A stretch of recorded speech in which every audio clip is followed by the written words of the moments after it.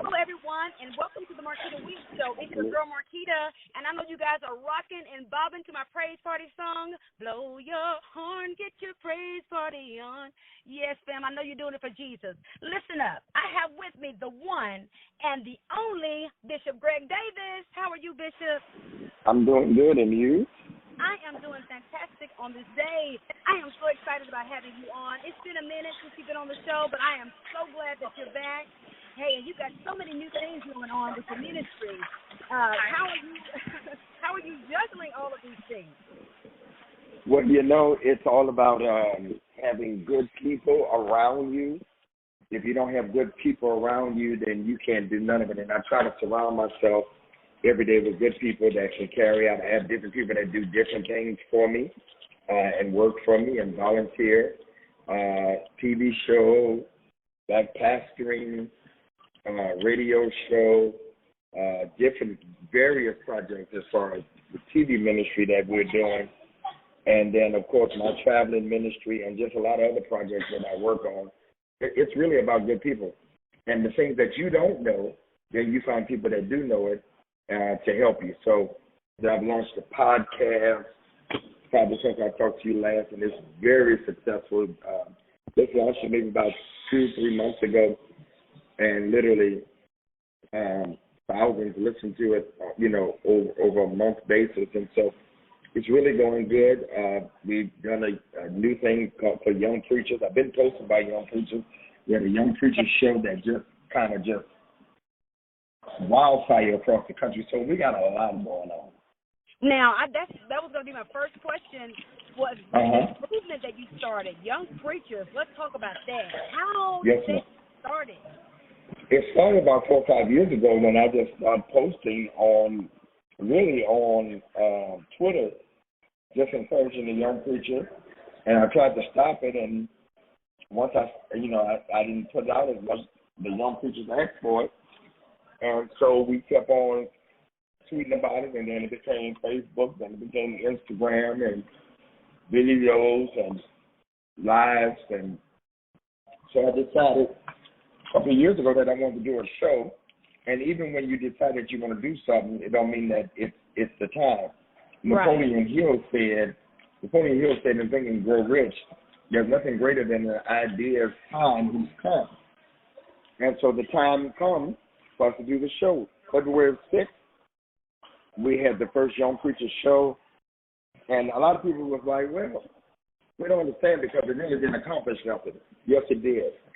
Yeah. You're never going to get 50 people in one place and really come to a finalization. You can't even make 400 people in Congress to do that.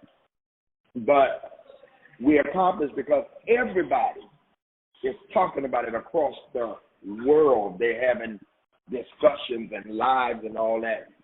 So it really became something that I didn't even think it was going to become. But over 104,000 people looked at it on Facebook. And counting, another 90-something thousand looked at the after show, which was just on Facebook. And people are having discussions literally all over the country, all over the world about young preachers. And we're getting ready to do it again on the 17th of April with the women. That is amazing. It's awesome. Now, for those who don't know much about the Young Preachers movement, can you kind of just in a little short snippet just tell them what this movement is all about? Well, it's really giving, we call it a movement, but, it's really giving preachers, young preachers, up to their 40, to like 45, a chance to talk. We preach at them, and we tell them what they should do and all that, but it's giving them a chance to have conversations, and it's to make sure that they are ready to take over because we're getting tired, we're getting older, we were once young preachers, and now we're just trying to make sure that we give them, it's the fathers talking to the sons and the sons talking to the fathers, and making sure that they're in a good relationship as things transition. And that's what my concern is that we have a smooth transition from one generation to another. And so it's really a conversation. That's what it is. And I'm going to have an announcement in the next couple of months of something that we're going to do really big to continue the conversation. It's just not about television, but it's more than that. And so we're doing all kinds of things. You can join it by texting Young Preacher to 41411, Young Preacher to 41411.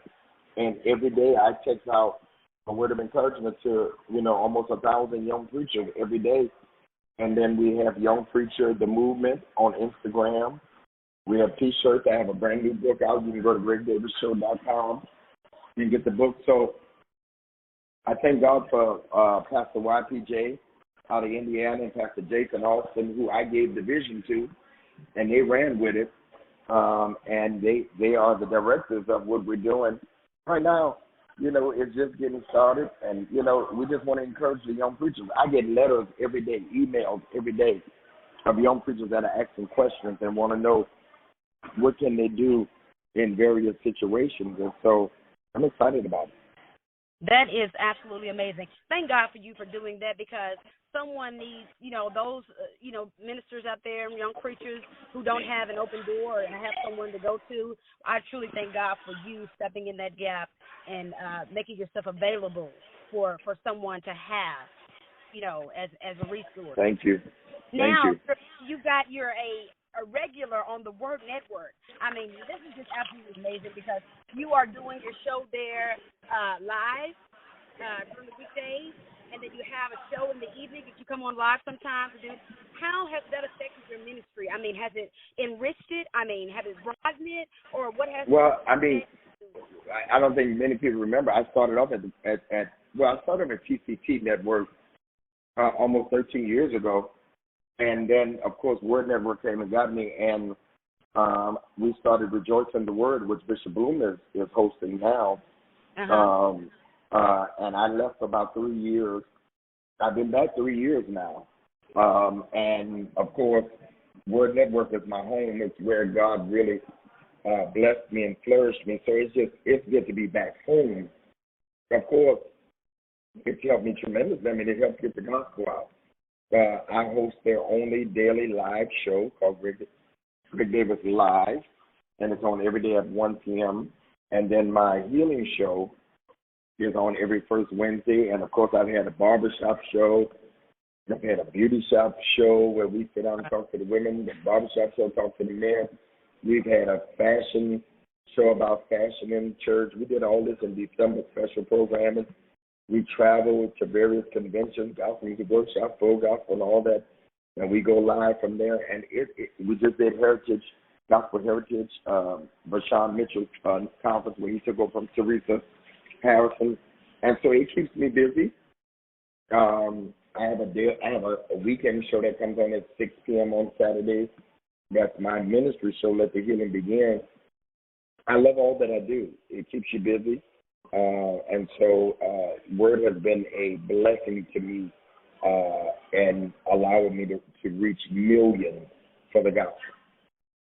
And, not only are you reaching people, but you're also providing a platform. You're just not on the show, just you there, just talking, but you've opened the door for so many other ministers that others would not have known about. I mean, how does that make you feel? I mean, I am a doorman. A doorman. I grew up in New York City, and we had a doorman. I lived in Manhattan, and I watched the doorman. I would play outside. The doorman would open the door for people to come in and go out. They would come in to go get on the elevator. What does the elevator do? It takes you to the next level, takes you to the next floor. And so the doorman would also let people out. And so that's who I am. I open doors for people to get to the next level of their life, the next level of the next level